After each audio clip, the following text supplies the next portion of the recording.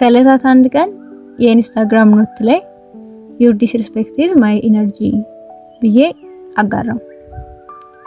ወገኖቼ ለካ ህዝብ የንቀት ጉዳይ እንደዚህ ያማሩታል።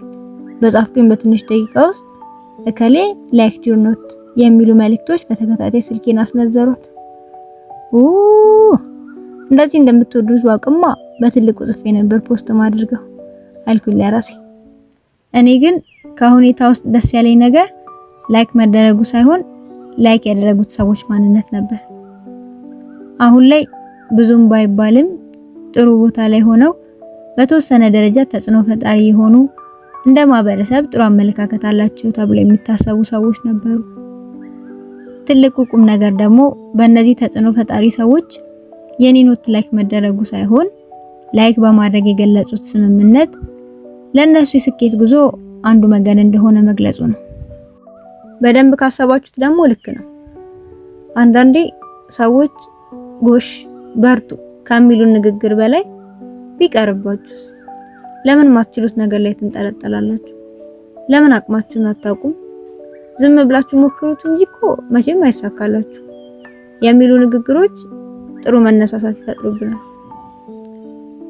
ትዝ ይላችሁ እንደሆነ ህፃን እያለን የሆነ ነገር ታው፣ አትንኩ፣ አትሂዱ ምናምን ስንባል የበለጠ ያን ነገር የማድረግ ፍላጎታችን ይጨምር ነበር።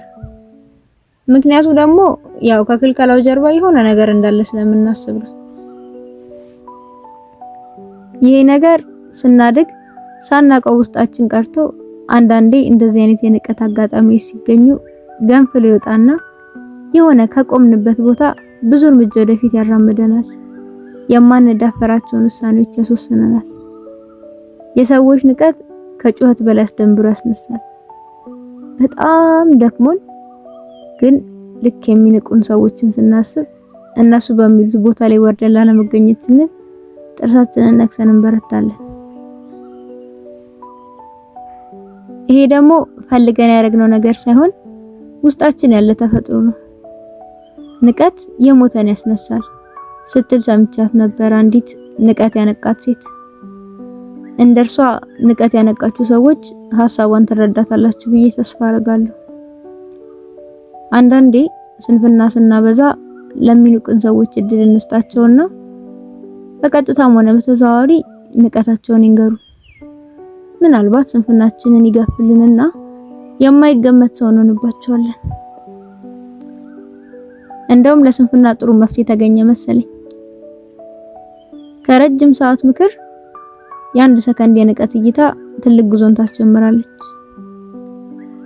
እና ግን ባጭሩ ምን ልላችሁ ፈልጌ ነው፣ ሰው ሲነቃችሁ ብዙም አይደብራችሁ። እሺ የእናንተ ንቀት ለኔ ጥንካሬ ነው በሉና ለፉት። ከኔ ብትኮርጅም ችግር የለም ፈቅጄላችኋለሁ።